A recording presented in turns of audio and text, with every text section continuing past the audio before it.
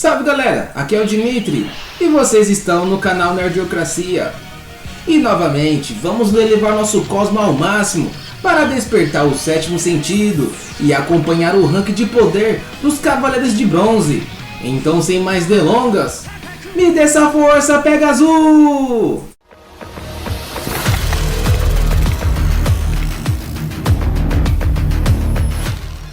Mesmo que o criador dessa obra incrível alegar que em nível de poder todos os cavaleiros são iguais, cá entre nós, sabemos que os 5 principais são extremamente roubados, e deixando claro que, se seu cavaleiro favorito não estiver na posição que você esperava, a opinião de cada um é pessoal. E a nossa lista começa com ele, dentre todos os 10 cavaleiros de bronze aqui listados. Nath é com certeza o único que não teve a chance de impressionar a qualquer espectador. É difícil não se lembrar da luta dele contra Ikki de Fênix como um verdadeiro vexame por parte desse guerreiro. Se é que é possível falar que isso foi uma luta, né? Já que ele foi derrotado com apenas um movimento do braço do Cavaleiro de Fênix. É verdade que Ikki é muito poderoso, mas a facilidade com que o Cavaleiro de Lobo é derrotado indica que ele tem que voltar a treinar lá do início e dessa vez treinar direito, né?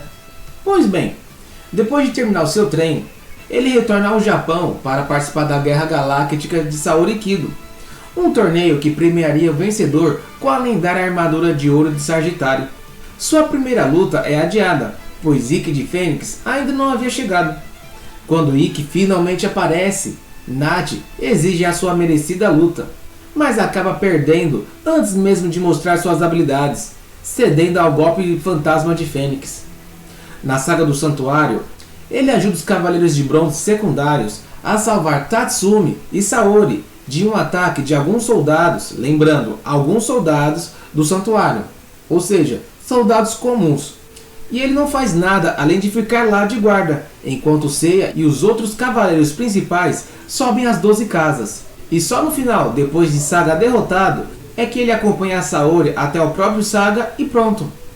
Já na saga de Asgard, ele toma um sacode de Shido de Mizar, que foi até a mansão de Athena para mandar ela de arrasta para cima, sendo salvo por Shun e Seiya. E por fim, na saga de Poseidon, ele apenas aparece para avisar do caos em que o mundo se encontrava, devido às ondas gigantes que arrasavam as costas dos Estados Unidos e alguns países da Europa. E só. E já na saga de Hades, ele apenas tem a missão de proteger a parte externa do santuário. O nono lugar fica com ele, Geki de Urso, que quando ele enfrenta a Seiya durante a Guerra Galáctica, ele impressiona a princípio pela força bruta e insana que ele possui. Mas, porém, no entanto, todavia, após Seiya fazer o que ele faz de melhor, a usar o seu cosmo ao máximo com a força do protagonismo, quer dizer, lembrar de suas lições importantes que o impede de desistir, ele consegue nocautear o Cavaleiro de Bronze de Urso com apenas um chute. Digamos que ele não está entre os personagens mais memoráveis da franquia. Na Guerra Galáctica, ele foi babando para cima do Cavaleiro de Pégaso, e mesmo com sua enorme força, não foi páreo para a Seiya. Já na saga das 12 casas, como já foi dito, ele ficou de guarda para proteger Athena, enquanto Seiya e os outros subiam as 12 casas, e a cada uma delas tentavam cancelar seus próprios CPF. E no final, após a derrota de Saga, ele acompanha Athena. Tá, e para não ficar repetindo a mesma coisa a cada descrição dos Cavaleiros de Bronze secundários, literalmente, eles fizeram a mesma coisa nas sagas do Santuário, na saga de Asgard e na saga de Poseidon. Na saga do Santuário, serviram apenas de guarda-costas para Athena. Na saga de Asgard, tomaram costa para Shido de Mizar. E na saga de Poseidon, só apareceram para alertar do caos do mundo e torcer para os cavaleiros principais, e no final para ficar feliz que o mundo tinha sido salvo. E na saga de Hades, Geki ajuda a proteger Seika, a irmã mais nova de Seiya. Na 8ª posição temos Ban de Leão Menor, que aparece logo no primeiro episódio do anime, lutando contra Jabu de Unicórnio. Embora ele parecesse estar levando a melhor no início, o Cavaleiro de Bronze acaba sendo derrotado por aquele que é o principal entre os guerreiros que não possuem tanto destaque na história. Por isso, ele merece estar acima dos outros, mais abaixo de Ichi e Jabu. os feitos dele também se resumem aos feitos dos Cavaleiros de Bronze secundários. Na 7ª posição, temos It de Hydra, com seu veneno, que é literalmente uma arma interessante. Talvez a habilidade mais original dentre os Cavaleiros de Bronze secundários. A batalha dele contra Yoga de Cisne, na Guerra Galáctica, é quase equilibrada, e temos o prazer de ver a capacidade de It no início, mas não demora para que o público perceba quem é o mais forte.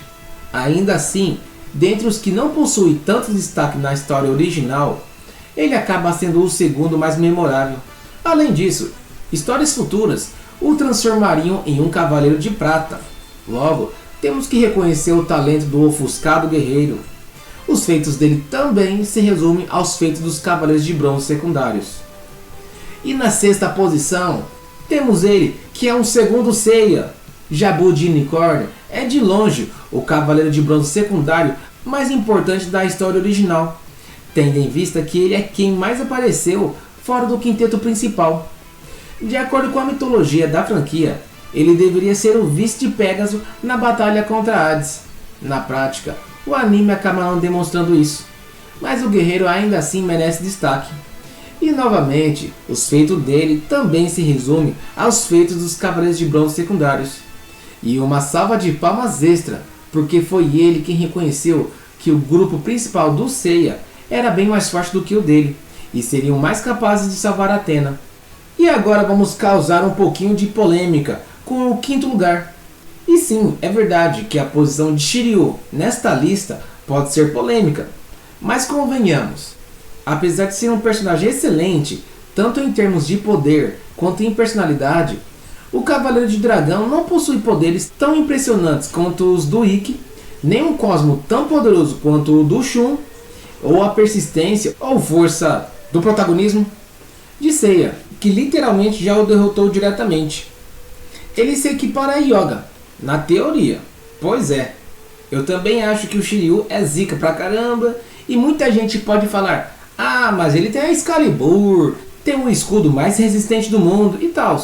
Mas o escudo dele, por ser o mais resistente do mundo, vive em estilhaços, e considerando que o Cavaleiro de Cisne consegue até mesmo congelar uma armadura de ouro, é difícil imaginá-lo como vencedor em um confronto direto contra qualquer outro integrante do quinteto principal. Então, mesmo que muita gente não concorde porque gosta do Cavaleiro de Dragão, como é o meu caso, ele acaba ocupando o ranking 5 desta lista, apesar de que ele merecia ganhar umas posições só pelo fato de toda a luta ele perder uns 400 litros de sangue. E ocupando a 4ª posição da nossa lista, Yoga de Cisne é o responsável por ensinar o público de CDZ sobre o Zero Absoluto. Sério mesmo, eu não fazia ideia do que era o Zero Absoluto até ver o Yoga. Ele derrotou Camus, o Cavaleiro de Ouro de Aquário, em uma luta incrível que guardaremos para sempre na nossa memória e nos nossos corações. Tão poderoso quanto o Shiryu, o guerreiro conta com habilidades brilhantes, tanto figurativamente quanto literal. Sem contar que o doidão ainda consegue mergulhar no fundo do oceano congelado para visitar a mãe, que já foi de Vasco. No entanto, provavelmente, falando de novo, provavelmente, ele levaria a pior se enfrentasse qualquer um dos outros Cavaleiros de Bronze do quinteto principal, fora o dragão. E levando a nossa medalha de bronze, temos ele, que aqueceu o corpo de um companheiro com o seu próprio corpo, Shun de Andrômeda. É dito mais de uma vez, durante a saga de Hades, que o Cavaleiro de Andrômeda possui o maior cosmo dentre todos os Cavaleiros de Bronze. Isso significa que, sim, o guerreiro tem potencial para ser o mais poderoso do que seus companheiros. No entanto, é fato que a ausência de demonstrações limita tal crença. Ainda assim, temos que admitir que Shun é o único Cavaleiro de Bronze que derrota um Cavaleiro de Ouro com relativa facilidade. Shiryu e Yoga praticamente tiveram que cancelar seus próprios CPFs para vencerem suas próprias batalhas. Mas Shun fez apenas com que o seu próprio cosmo explodisse na luta contra Afrodite, lembrando que ele estava sem a sua armadura. Sim, ele também quase foi de Vasco, mas claramente conseguiu cumprir seu dever, sofrendo menos do que os outros dois. E a medalha de prata fica com ele, Ikki de Fênix, que claramente se destaca entre os Cavaleiros de Bronze. além de ter sido a primeira pessoa na história a ter conquistado a lendária armadura. Ele já enfrentou os outros 4 Cavaleiros de Bronze diretamente e só foi derrotado quando Seiya passou a contar com a força do protagonismo, quer dizer, com a ajuda das armaduras e poderes dos outros 3 guerreiros. Além disso, ele derrotou Shaka de Virgem, o cavaleiro mais próximo de Deus, que possui o maior cosmo dentre todos os cavaleiros de Atena. Poderíamos presumir que esse sim é o cavaleiro de bronze mais forte da franquia, mas as histórias tendem a apontar que esse não é o caso. E ocupando o primeiro lugar com a medalha de ouro, temos ele. Sim, ele apanha pra caramba. Sim, ele sempre se levanta, apanha e cai de novo. Sim, ele está longe de ser o personagem mais interessante. Sim, a armadura dele está longe de ser a mais estilosa. No entanto, sejamos sinceros, Seiya de Pégaso sempre acaba vencendo, ou no mínimo, resiste até que Saori salve a vida dele, ou quando todos os outros já estão caídos e sem forças para continuar lutando. E como se já não bastasse a persistência notável do guerreiro, precisamos nos lembrar de que foi ele o primeiro ser humano na história a conseguir ferir Hades. Truques do roteiro? Protagonismo? Talvez, apesar que todos terão que concordar comigo que não existe personagem que mais rouba e é ajudado pelo roteiro do que o Yugi, lá do Yu-Gi-Oh, viu? Cá entre nós, como que o cara consegue derrotar o dragão supremo de olhos azuis, fundindo uma carta de monstro com uma carta mágica? Não vou nem falar da vez que ele invocou uma maga negra no turno do oponente e ainda por cima usando a carta mágica do oponente. Se isso não é roteirismo, então não sei o que é. E de longe, os feitos de desviar de um golpe na velocidade da luz a queima-roupa de um cavaleiro de ouro não chega aos pés do que o Yugi faz. Mas o fato é que o Pégaso conseguiria derrotar qualquer oponente após ter perdido inúmeras vezes, menos o Yugi. Mas é claro que não conseguiria tais feitos sem a ajuda de seus amigos. Então é isso, galera. Espero que tenham gostado. Obrigado pela atenção e até a próxima.